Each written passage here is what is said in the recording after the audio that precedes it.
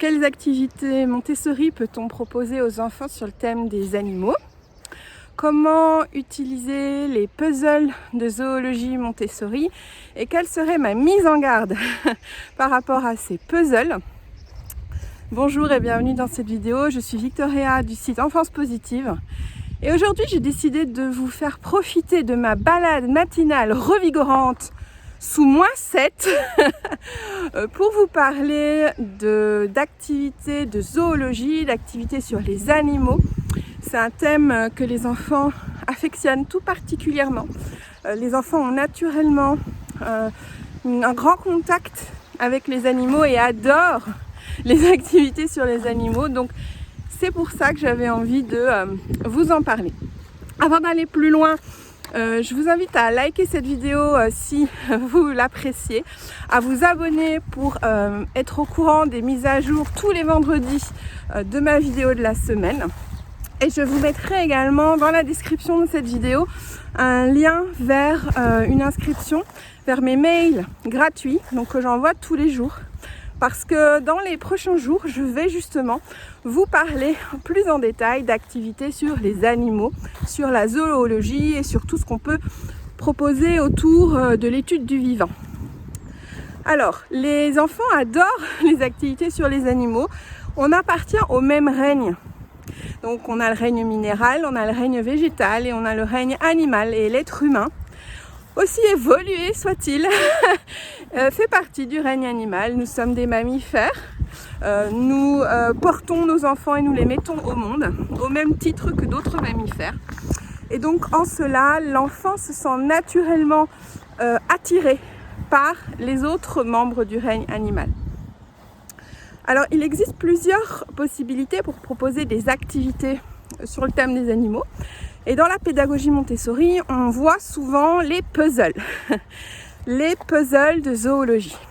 Alors déjà, j'avais envie de commencer par faire un petit warning par rapport aux puzzles de zoologie. Et en même temps, ça va me permettre de revenir sur de nouveau ce qu'est réellement la pédagogie Montessori. Si on ne va pas plus loin que ça, on se dit « Ah, les puzzles, c'est cool !» Les enfants aiment les puzzles. Donc, si vous ne connaissez pas, je vous invite à aller faire un petit tour sur Internet. Vous allez voir donc, que ce sont des puzzles qui présentent certains animaux et qui permettent d'étudier les parties de ces animaux. Donc, ce sont tous des animaux vertébrés en général, même s'ils ont rajouté les insectes par la suite. Et le problème avec ça, le problème avec les puzzles des animaux, c'est qu'ils ne correspondent plus à l'état actuel de la recherche scientifique. C'est-à-dire que depuis à peu près le début des années 80, donc ça fait quand même 40 ans, on ne classe plus le vivant comme on le faisait à l'époque de Maria Montessori. C'est-à-dire qu'il n'y a plus les vertébrés, invertébrés d'un côté, il n'y a plus dans les vertébrés, alors la classification traditionnelle, hein, donc les mammifères, les poissons, les batraciens, les reptiles et les oiseaux. Aujourd'hui, ça, c'est plus correct. Ce n'est plus comme ça qu'on classe le vivant. Pourtant, malheureusement, c'est encore comme ça qu'on le transmet. Aujourd'hui, on pratique ce qu'on appelle la classification phylogénétique du vivant. Je vais l'expliquer justement dans mes mails prochainement. Donc, ça veut dire quoi? En gros, les puzzles de zoologie de Maria Montessori ne correspondent plus à la recherche, à l'état de la science actuellement. Et c'est super important de rappeler ça. Pourquoi? Parce que ça veut dire qu'il y a des adaptations qui sont forcément nécessaires. Il y a des personnes qui refusent de toucher. Maria Montessori, ça devient une espèce d'icône à laquelle on n'a pas le droit de toucher. Sauf que c'est pas moi, Victoria, qui décide que ces puzzles sont pas bien. Et du reste, je les utilise encore et je vais vous expliquer comment. C'est juste que ce n'est plus suffisant parce que ce n'est plus comme ça qu'on classe le vivant. Donc, ça veut dire quoi? Ça nous rappelle que Maria Montessori, avant tout, c'était une scientifique. Elle a créé un matériel à une époque sur base des connaissances de l'époque. Et elle nous invite toujours à faire avancer les choses. C'est une scientifique, je le rappelle. Donc, ça veut dire quoi? Ça veut dire que si aujourd'hui on ne classe plus le vivant de cette manière-là, ben, ça veut dire qu'on ne peut plus se contenter juste des puzzles. Alors, si on veut les utiliser quand même, donc moi je les utilise quand même et je les complète avec justement la classification phylogénétique du vivant.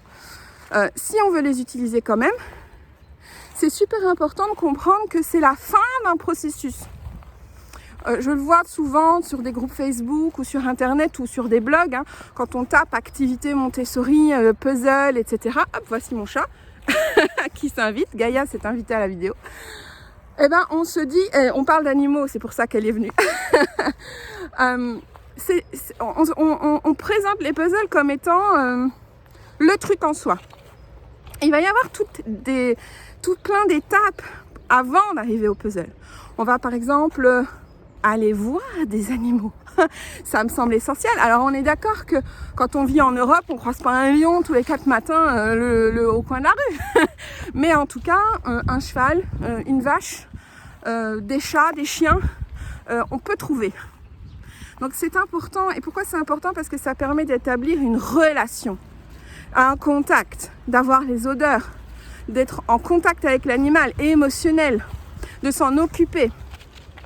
Je ferai ça dans une autre vidéo, je parlerai justement de cette importance du contact avec le vivant.